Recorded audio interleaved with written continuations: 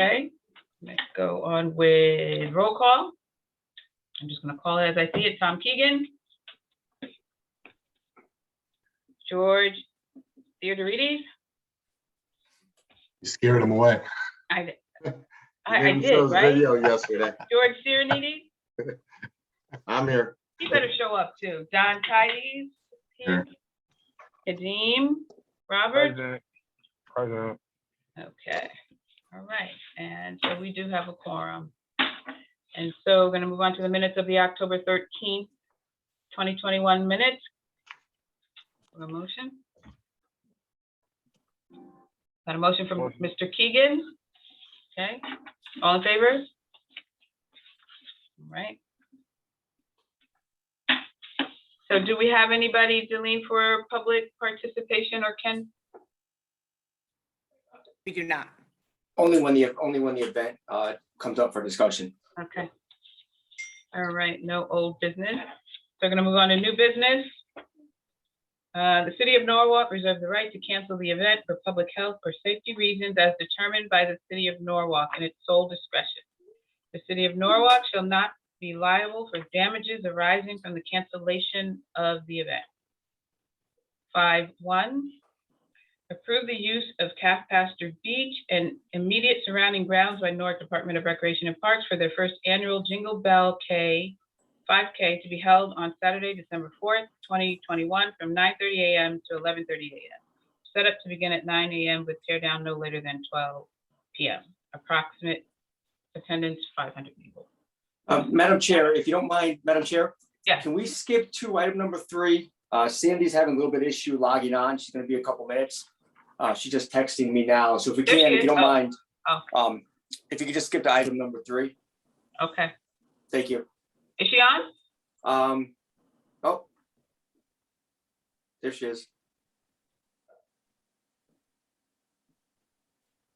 Sandy? Yeah. You're on mute. Hi, Hi. Here we I'm go. sorry, guys. I had a little bit of a family death in the family, so I had to travel a little bit today, Sorry to this hear that. evening. No, it's okay. It's okay. But I'm here to answer any questions and to get any advice. And So before you do that, I think we needed to move the item. Can I get somebody to do that? Thank you, Mr. Serenides. Okay. Go ahead, Sandy. So this is the Jingle Bell 5K, Sandy. yes. What do you need me to explain it? Yeah, so Yeah, just just kind of a explain. brief description. Sure. So the Jingle Bell 5K, we're excited to announce it's we're looking to do a first annual race. Family friendly. We're seriously encouraging, anyone under the age of 18 to be with their parent. The winning categories would be 10 and over. They can win in 20 different categories. The course is a very familiar course. It's been done quite a few times, not too many times this year. We're going to do the best we can to get the word out to the residents, the week before, maybe 2 weeks before. We're doing really good on promoting it. We're working with a lot of wonderful people, a lot of different departments. We're working close with the police department, just keeping the course safe for the, and we're really trying to minimize the closures for a shorter period if possible. It is on a Saturday morning, and it is a certified course, so I feel comfortable with the safety of it. And I don't know what other questions that anybody could have. The great thing is all net proceeds will benefit our day camp. And this will kind of lead us in a direction where, we could possibly one day offer a scholarship or two, help offset some of the cost of some of the entertainment, and anything else we could, come short of. It'll help supplement our day camps throughout Norwalk. Anyone have any questions? Mr. Serenides? Thank you, Madam Chair. Sandy, first off, sorry for your loss. Oh, it's okay. Thank you. I see here it's gonna start off at 9:30. You're planning on ending by 10:30. You're comfortable with that time for a 3K? Yeah, it's a small enough race. Okay. Yeah. Sandy, so to Mr. Serenity's point, so for 500 people, I mean, what's been your experience? I know you probably have done this in the other municipalities that you were in. So is 500 the normal number, or does it usually grow from that? The Norwalk races, 500 tends to be big. And I know that because I've kind of done my research on the different races and the different seasons. When I was with the Village of Mamaroneck, I've run 5 turkey trots, same size. We had 1,500 runners, and that's much smaller village than the city. And we would shut down for about an hour and a half, but we also had a fun run. We stayed away from the fun run this year. I think next year we would add the elf run for 1 mile. However, it wouldn't add any more time. Okay. We would just run it. Again, it's a small race, so you're not waiting on too many runners. Right now we're probably around 120. Okay. So yeah, it's still fairly small. Right. Okay. I won't keep you. So does anyone else have any other questions? Nope. All right. All in favor? Okay. All right. Thank you, Sandy, and be safe. No okay? problem. All Thank right. you. Thank you. 5.2, approve the use of Veterans Park and immediate surrounding grounds by Newark Department of Recreation and Parks for their 30th annual fitness fun run to be held on Saturday, December 11th, 2021, from 10 a.m. to 10:40 a.m. with a rain date of Sunday, December 12th, 2021, set up to begin at 7 a.m. with tear down no later than 11:30 a.m. Approximate attendance 1,300. Would someone like to move the item? Yeah, that's also. That's you too? me. Okay. Yeah. No, I need so somebody to move the item. Thank you, Tom. Okay. Sandy, that's you too? Yeah, I think the numbers this year will be closer to 500, and then on top of that, there's spectators. That's hard to. In the past, they've had between 500 and 700, and it's mostly on the sidewalks. I know they go over the bridge. It's a 30-year-old rate. It's about 30 years old. It's the 30th annual. It seemed fitting for us to partner with them. This event benefits the Norwalk Public Schools physical education department and their camps. It's a really fun course, and it's not really on the competitive. It's more of just like promoting fitness, which was a really great fit for us. It was actually my idea to kind of take lead and ask them to partner with us, and it was a great partnership. So we're co-sponsoring it, but we're taking the lead. They weren't going to do it this year because of COVID, and I feel like if anything, it's a great year to get outside and do something for these kids that have been dormant for a year. Any questions? Ken, any comments? No, this is the race that Joe Manaferi ran for many, many years.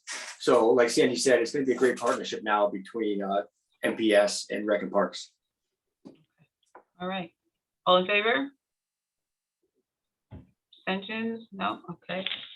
Thank you, Sandy. Thank you, guys. Appreciate it. Item 5.3, approve the use of Veterans Park and immediate surrounding grounds for JS Endurance for their Sono Half Marathon, 5K, and Kids Run to be held on Saturday, October 2nd, 2022, set up to begin Friday, September 30th, 2022 at 8:30 a.m. with tear down no later than October 2nd, 2022 at 3 p.m. Someone move the item? Thank you, Manny. Okay, so do we have someone here? Ken, I think we do. We do. Yes, We do. hi guys. This How is are Shannon Whipple. My wife Shannon Whipple. I think everybody on here was probably in the last meeting that we had. This will be next year will be year number 8. Wow. This year went very well. Obviously, it was our first year back from not having it in 2020.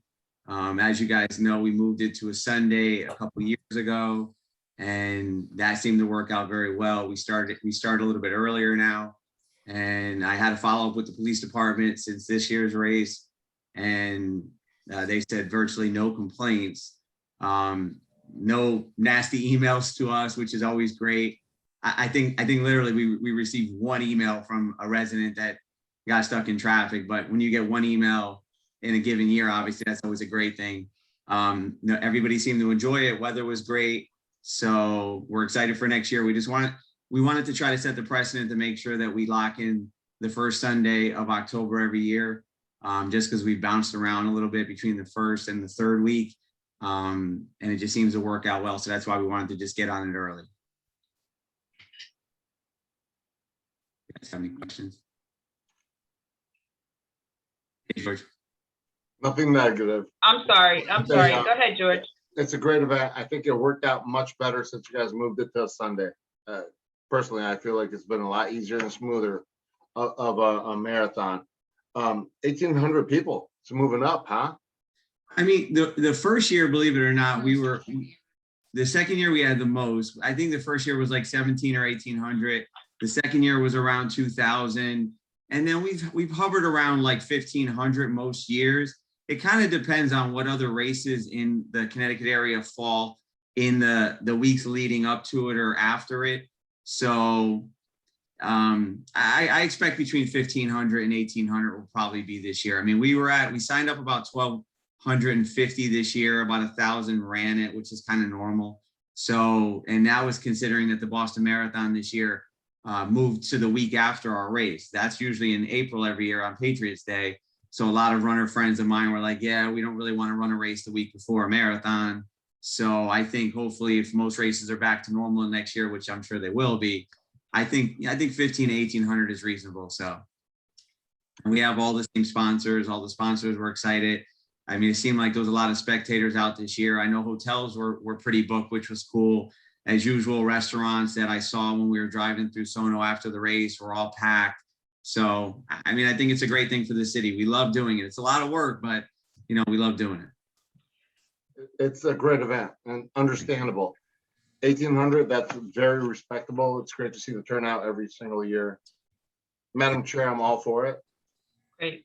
And Sunday definitely tends to work better for the residents around here and the businesses. I agree. You know, the first year we selfishly did it on a Saturday because as runners, it's like you run and then you have the Sunday, but we knew it was the right thing to do. And obviously our goal is to minimize any issues with the city. We changed the course once again, also 2 years ago when we changed it to a Sunday. So no more West Ave, no more East Ave, things like that. And people know about it now. I think that, you know, this being the 8th year coming up, we, you know, so many people on social media, so many signs we put out don't know about the race. That's kind of unusual. So I think that's why it's just gotten much easier every year. Mr. Cuddy? Ken, do you have any feedback? Yeah, I work very closely with the Whipples, you know, before, after, you know, during the race.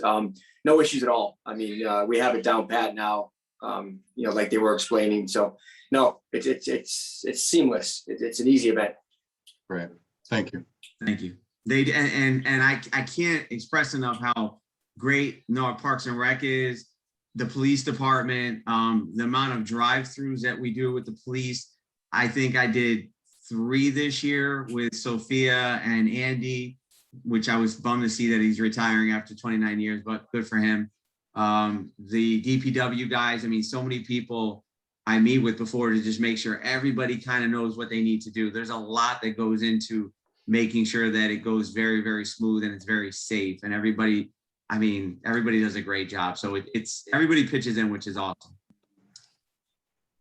So I just have a question. So I know that you said after folks are running, you know, finish with their running, they patronize the businesses. So have you built any relationships with some of the businesses in the area to kind of say, hey, come in and get, whatever coupon special or something? Has that All of started? them. All of them do? It started in year one, where I basically solicited every business down in Sono, or everyone I could think of, and just said, you have the opportunity to get these people from the race over to your business. So most of them, if you'll see, the week leading up to the race, will either do social media posts that they're doing 10% off, or bring metal and get a free, drink. You'll see signs outside of a lot of the businesses welcoming in the runners. I mean, when we work with a lot of businesses that aren't even just in Sono, which is great. Like, Dunkin' Donuts on East Ave does stuff for the volunteers, and Don Carmelo's. I mean, there's businesses across town that do a lot of stuff, which is nice. So, but I definitely try each year to make sure that I'm letting everybody know what's going on. I mean, I walk up and down all the roads and just say the race is this weekend. So yeah, I think a lot of them do stuff for the runners, and it works out great. We didn't so much do it this year because we didn't know what would happen with COVID, but in 2019, a bunch of the restaurants did promotions where if you came in with your medal, they would donate 10% of your check to either Open Door Shelter, or there was one other charity. What was the other one that year? I don't remember, but One of the other charities we're working with, but you could basically say, yeah, I'd go to Open Door or whatever the other charity was, and then they donated. Yeah, and even touching on that, I mean, there's a lot of things that go on that nobody knows about. Like every year, Open Door Shelter sends a truck to the race at the end, because we always have Poland Spring donates the water every year to the race. And Stu Leonard's does like the bananas, apples, and cookies. We have a lot of that stuff left every year. This year, they couldn't even fit it in their truck. I'm talking like, 25 cases of water, 200 bananas left. So they come, they pick all that stuff up, they bring it, they pick up all the throwaway clothes. So there's a lot of really cool things that transpire with the race that people don't see. Great. All right. Any other questions? All right. All in favor? All right. Thank you. I have to say, as the District B representative of where this race primarily takes place, I'm happy to hear that that's what you're doing, and would like to do more to help advertise that and promote that just within the community itself. Awesome. So, Thank you. because it's good to hear that you're working with the shelter, and there are other organizations in the area and just within Norwalk too that could benefit from what you all are doing. So I appreciate that.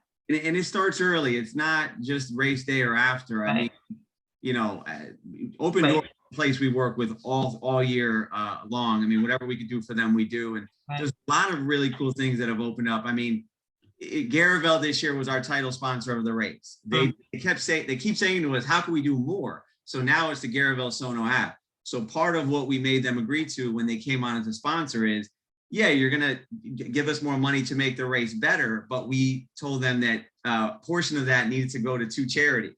So they donated a portion to Open Door Shelter, and the other check went to the Connecticut Humane Society. So that was something we wanted them to do. So there's a lot of, like I said, a lot of really cool things that we do, and we will continue to do.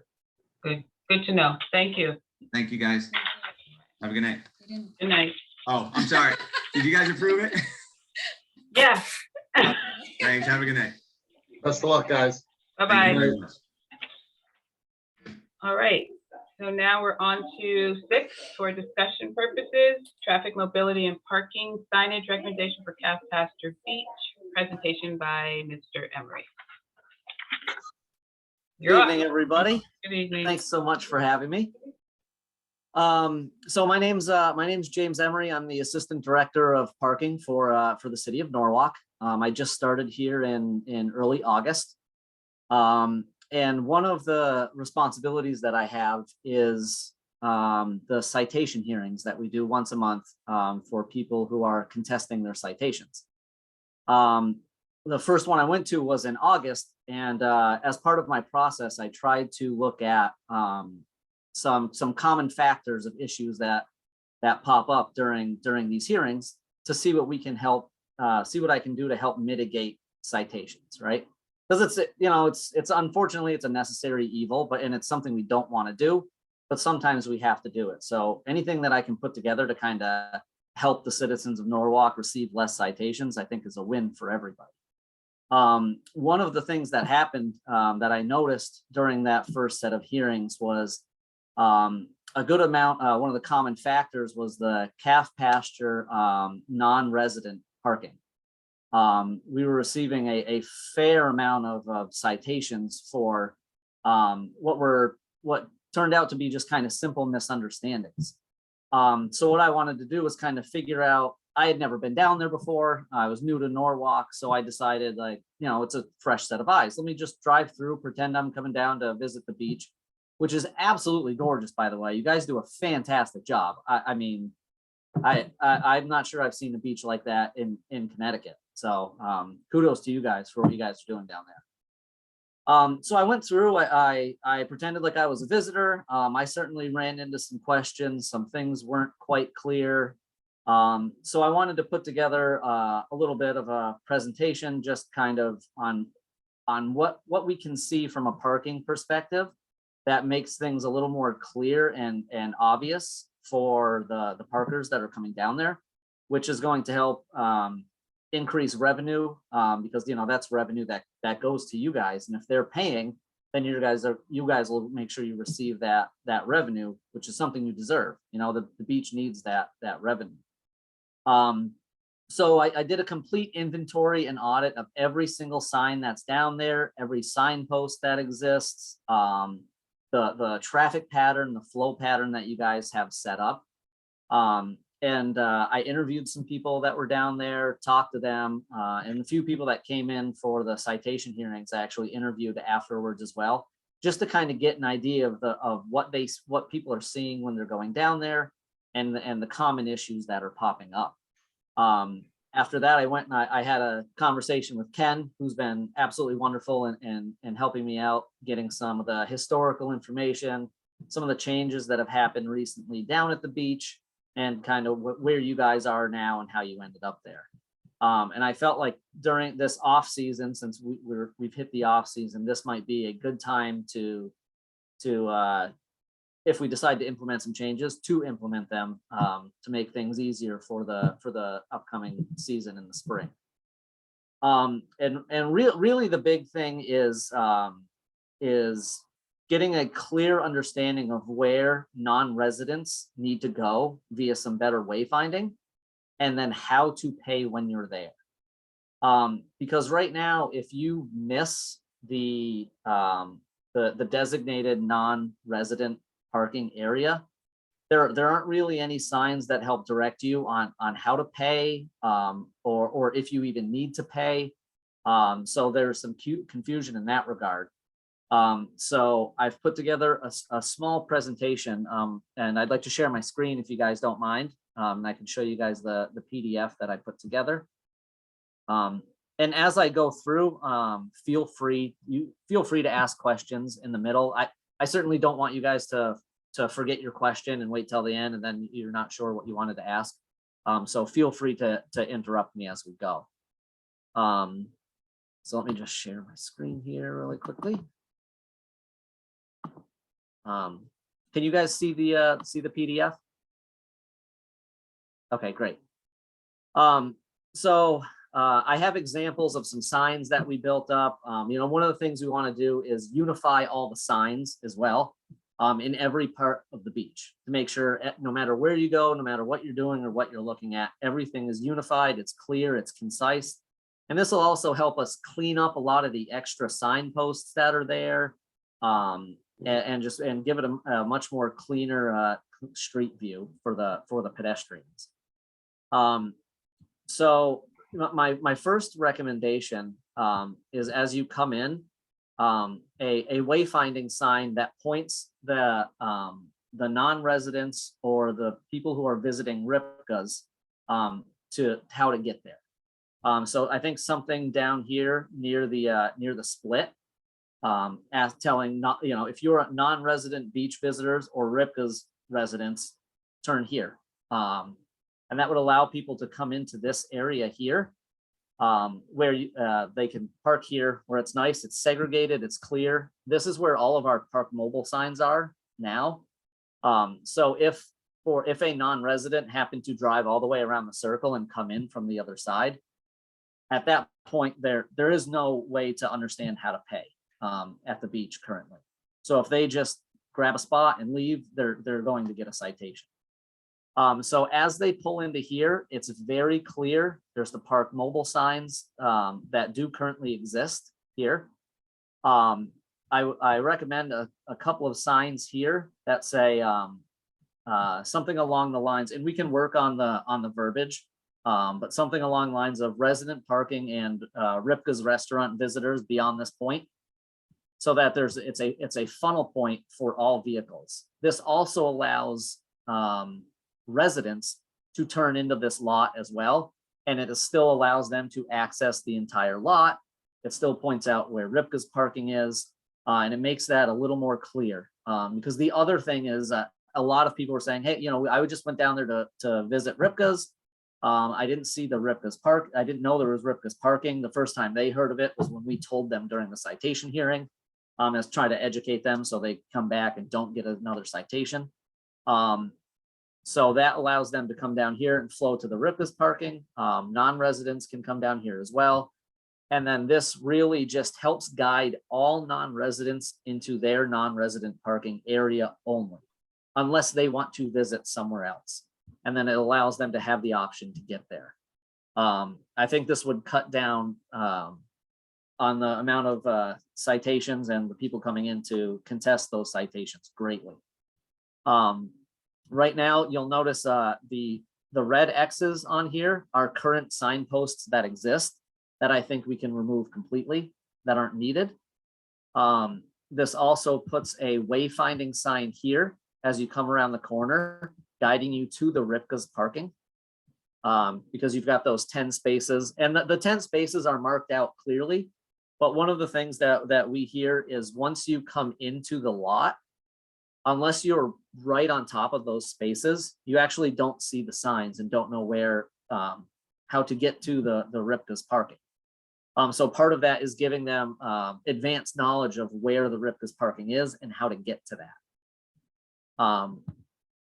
And then up top here, everything else looks really, really good. All the handicap spaces are marked really well. Signposts are there. And then the updated, at the end of each aisle, we'll just put an updated resident parking only sign for the areas that are resident only. And then we'll unify those signs across the board, including along the water and things like that. So it's clear, it's concise, and all signs are unified. Before I move on to the next page, are there any questions or comments or anything in this section that we'd like to go over? John, I think. Thank you. The Jersey barriers, I'm sorry if I missed it. What are they there for? So Ken, correct me if I'm wrong here, but I believe those Jersey barriers were recently placed there on one of the, I think the mayor asked for it to help kind of segregate where the residents and non-residents park. Is that true, Ken? Correct. Yeah, that's something we were asked to do this season. Due to COVID, as you're aware, we didn't allow non-residents into the beach for the last 2 years. So the residents became very comfortable with that fact and wanted to sort of continue that trend moving forward, which obviously we can't do due to legal reasons. So we limited the parking spaces to non-residents to 100. And really the only way to limit where they can park is to put up a physical barrier. And that's what the Jersey barriers served. And you had mentioned Ripka's and that there's parking allocated, allotted just to Ripka's. Is there a limit to that? Is that monitored? Can someone just park there and say I'm going to Ripka's and stay there all day, or how's that work? Yes, so we monitor that via license plate recognition enforcement. The signs call out an hour and a half maximum stay, and there are 10 spaces for the Ripka's restaurant. So as our vehicle goes, our citation vehicle goes through, it pings the license plate number, it digitally chalks that license plate number and says your hour and a half starts now. So if we come through after that hour and a half and that license plate pings in that space again, then they receive a citation.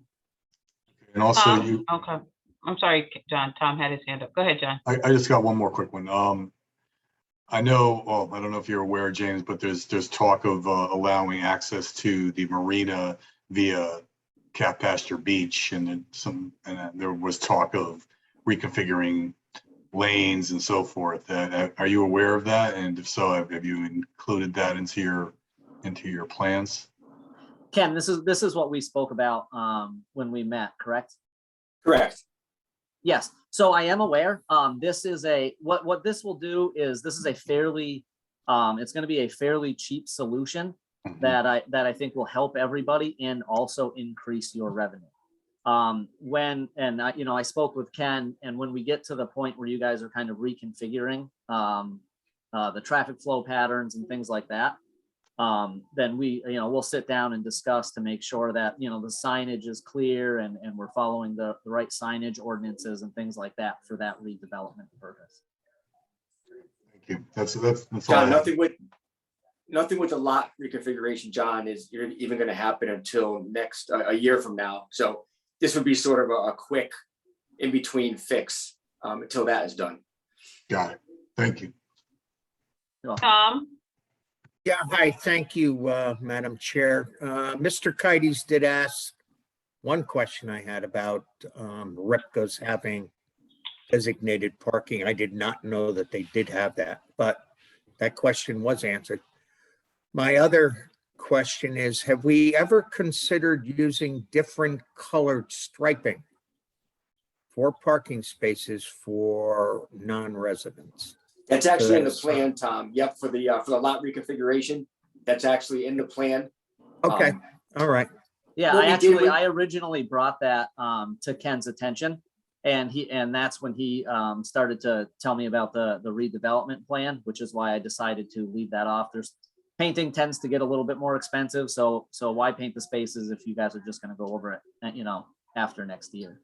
Yeah, and Tom, the barriers were just a really, really quick and inexpensive fix, sort of to get us through this season and possibly next, just to limit the amount of non-residents that park in the beach.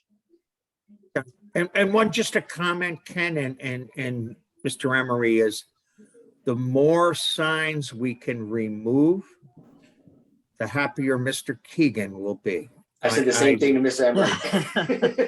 I'm not a big fan of, signs every 3 feet, so. Tom, I couldn't agree more. That was, that's certainly part of this entire process is we will be able to remove probably, I don't have the full number, but it's probably somewhere around 30 signs that we'll be able to get rid of. Very good. Thank you very much. You're welcome. So I'm just going to move down to the next page. This is the section of the lot directly in front of Rivka's. Where if you cut, this is right here is where you'll end up if you go drive all the way around Calf Pasture, all the way around the loop, and then come through to the main lot.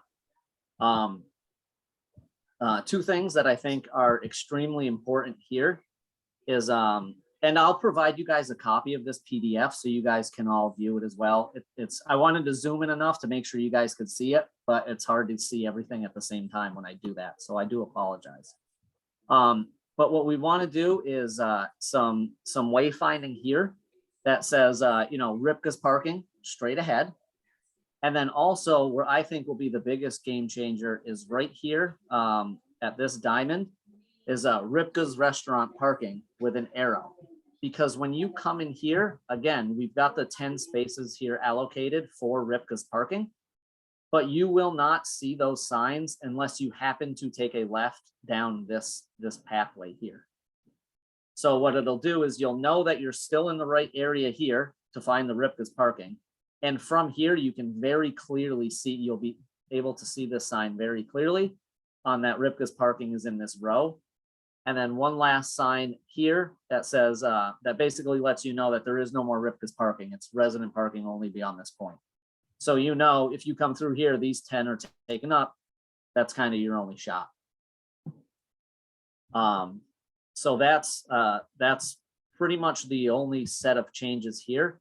I did make a note for the possibility of different colored striping for Ripka's parking, something along their their restaurant logo colors or something like that. But there's obviously options there. And then you'll see on the next page, there are many signs, many empty signposts, and just tiny little signs on one large signpost that just say $150 fine. That's all it says. There's no reason why. There's no, who should be parking here. And there are so many. There's I think around 50 something of those signs alone that ordinance wise we do not need.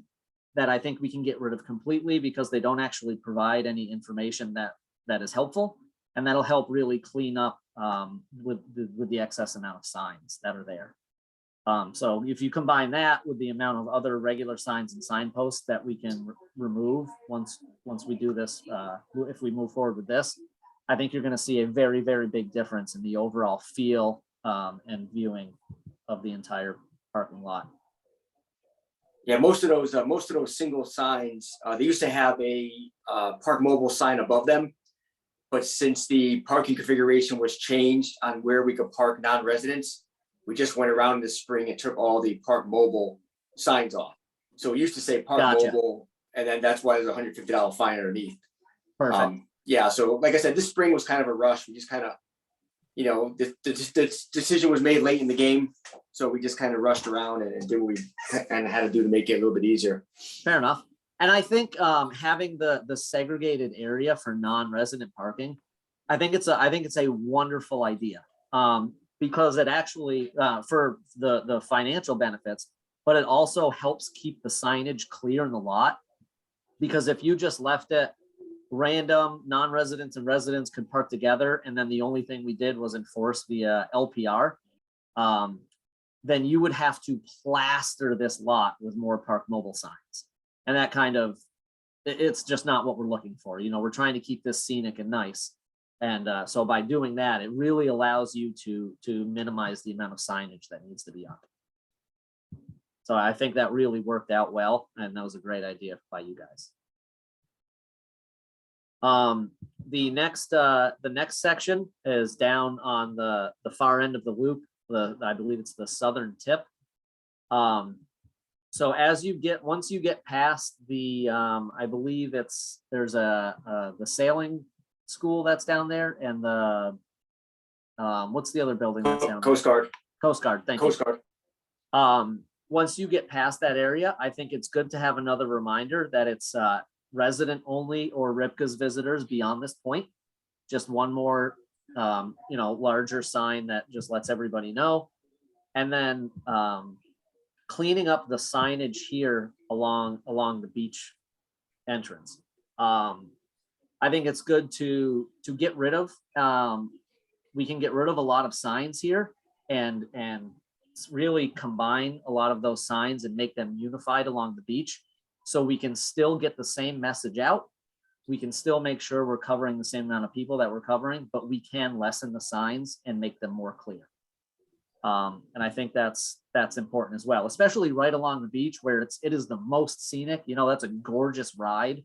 And if every 3 parking spots you've got a sign in your face, it just kind of has that negative connotation to it.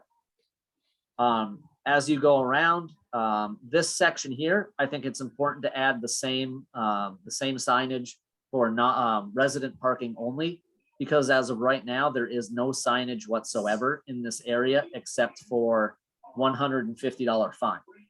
So you don't know who's allowed to park there, when you're allowed to park there. You don't really know much of anything if you get there. So that's kind of an important concept. This one's fairly simple and straightforward. Any questions on this one while we're here? John?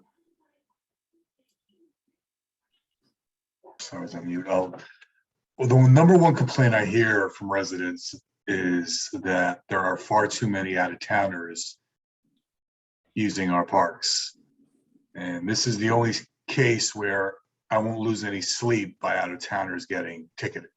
The complete Sure. opposite of the way I feel in other parts of the city where businesses are depending on out-of-towners for their livelihood. Right. This is a little, off the subject, but I know I spoke to Mr. Travers in regards to this about making the process on which people pay or dispute a ticket simpler.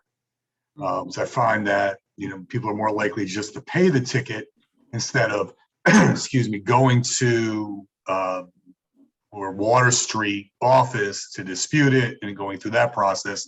But the unfortunate side effect of that is that they're less likely to return to the area. Right. So I don't know if you can also carry this message to Jim and yourself to work on that, to perhaps make that process a little simpler, where perhaps it can be done online, and maybe in the end game you could lower staff, or somehow there'd be a cost savings there to the city. So John, you're throw that absolutely out right. there. That is on my tasks list. It's something Jim and I have already talked about. It's a little bit of a process. So it certainly will take a while, but we do want to make that process simpler, more streamlined. We also want to provide more ways to pay, how to pay your citation, through ACH payments or direct from your checking account, things like that. So we've got our bulletin board and our whiteboard, and we are already building out kind of that flow process. So, Right. so. Because there are those occasions where you'll have someone pay in the wrong zone, be Correct. ticketed, and then not want to take the time off from work to go down to this, difficult. I mean, I've been there, not the easiest place to access to dispute this ticket. And I mean, people just rather just pay it and just, let's just say, think twice before returning to that area. So, I mean, Right. That's something I plan to continue to talk about until I beat it to death. But hopefully you guys can address it. No, yeah, you're absolutely right. You're spot on in that one. And those things should be able to be addressed quickly and easily. So we do get people who come into the hearings that accidentally paid for a place in Stamford. I mean, it happens. Especially the older people, when they're using the app, it's easy to make mistakes. But if they provide proof that on that date and that time they paid in Stamford, because we can't see the Stamford data, but we can see when the citation was written and where. So if we see that the citation was written at 1 p.m. on Friday the 13th, and you made a payment in Stamford at 12:52 p.m. on that day, we know, great, let's just you made the attempt, you just made a mistake, we can void this and move on, rather than take up everyone's time and expense just to go through this convoluted process. And James, I got to say, what you're presenting us tonight is fantastic. I mean, I'm often at the beach, and they're just, I think there are far too many signs everywhere in Norwalk. Yes. But I guess that's another animal. But overall, do you have a cost in mind of what these improvements will be? So most of the improvements, it's pretty much just signage. We won't need to buy any sign posts because all the posts are there. And in fact, we're going to gain posts based on this. So it's really minimal. I've done a brief estimate. I don't expect it to go above $5,000. Oh, wow. But I know, prices and lead times are a little chaotic right now. So I didn't want to go down and do the full inventory and get an estimate from our vendor until you guys had a chance to see this and make sure you enjoyed it. And then I'll provide you guys with the estimate, the price, cost, and things like that, so you can verify that toward the end. But I think it's a cheap way to make sure people are comfortable when they visit, whether it's resident or non-resident. And the more the non-residents pay up front, the more revenue that Parks and Recs generate. Because I believe you guys receive the revenue for the payments, but we receive the revenue for the citations. Correct. That's correct, Ken? Mm-hmm. Okay. So Yes. so this will lower the amount of revenue that we get, and raise the amount of revenue that you guys get in the short term until we get to the point where we do the redevelopment down. And if it means I get yelled at less during citation hearings, I'll take the less revenue. It's a win in my book. I don't envy you in that aspect, I tell you that. And then there's really nothing to change here. Everything looks good there. And then the same with the dog park. There's really nothing there as well. I just put that in here to show you guys. The other thing, I don't want to take up everyone's night. The last thing I just wanted to show you guys is I'll share one more file with you, if you don't mind. We'll just skim it fairly quickly. Of the proposed signage. Let's see. So these are just kind of some of the mock-ups for the signs that I made that we can. This is all a work in progress. If there's something that we don't like here, it's just something I want to put together just to kind of give you guys an idea of what we're looking at. Your resident only beyond this point. And for some of the more permanent wayfinding signs, I wanted to make sure I kept a beach theme and a Parks and Rec theme to it. So maybe some more wooden signs that give us the ability to also change them if, Ripka's sells it and a new restaurant comes in or something like that. It gives you that kind of future proofs you and gives you that flexibility. But this helps take into account the colors that Ripka's uses at their restaurant, and it's something that's very different compared to the rest of the signage that's there. So when you see it, it captures your eye, and you know, like, oh, that's definitely telling me something about Ripka's. Then we've got some other sign designs here that we can use. Resident parking only beyond this point, continue for Ripka's parking.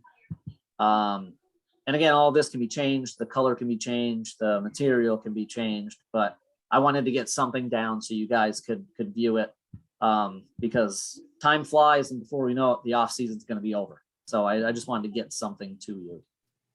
But all of this, I'll make sure I provide to you guys so you can view.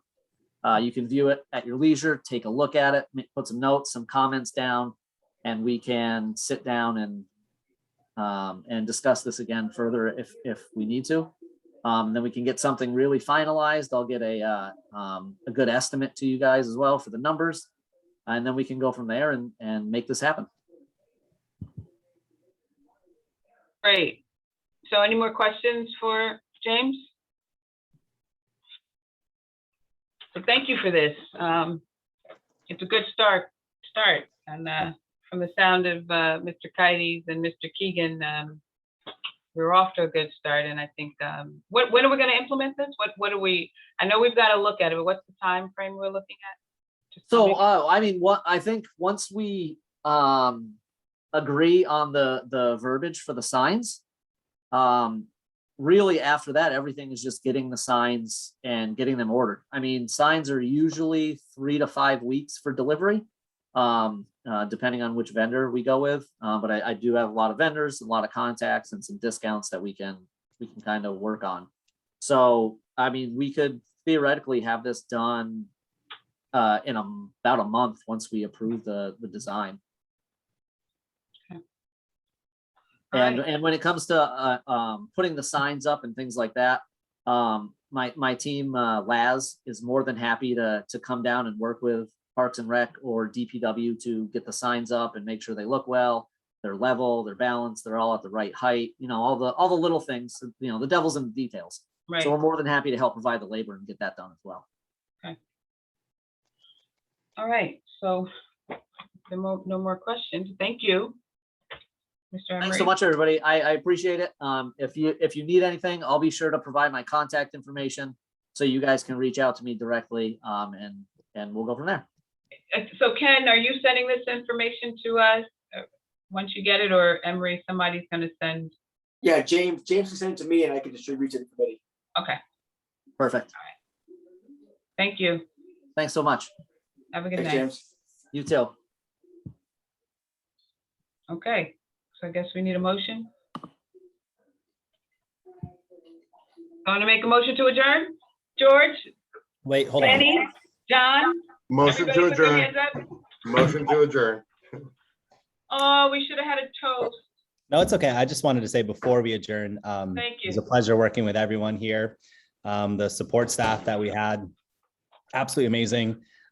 Super quick. Yeah, COVID, there was a lot of things that were challenging about COVID, but health and fitness is one of them, and personal events. Like, speaking from my own experience of trying to plan a wedding through a town in Rhode Island, like I know how stressful and crazy that can be for constituents as well. But the staff we had was absolutely amazing, great with their comms. Chairwoman Darlene, the way you just connected the city staff and us and with information was amazing. It was a real pleasure working on this committee. So thank you so much for your leadership, and everybody here. Ken, for stepping in and stepping up and filling in. I'm confident we're going to move this committee forward into a more well, there's a lot of great things in progress. So what I'm saying is it was great working with everybody here. So thank you. The same, thank you.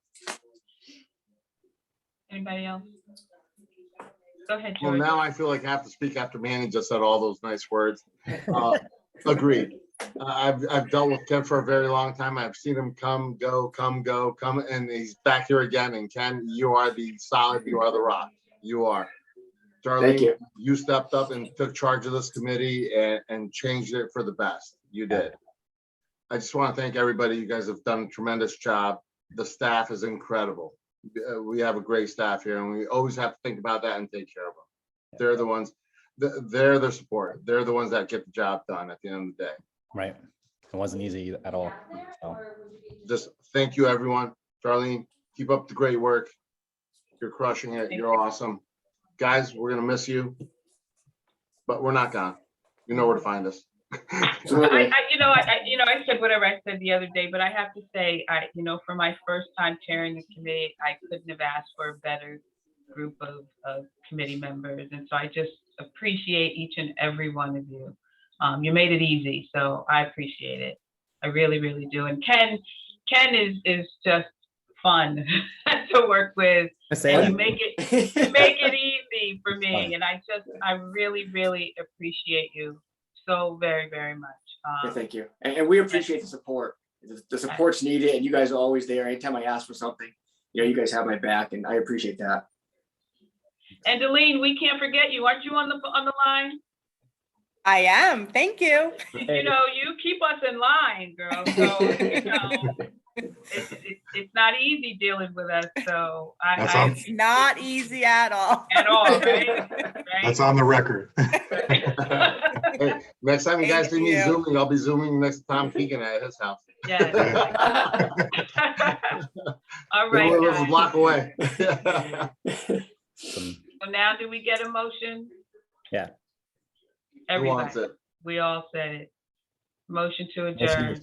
Take care. Have a good night. Bye. Have a great night, Cheers, guys. everyone. Have a good Bye. night. All right.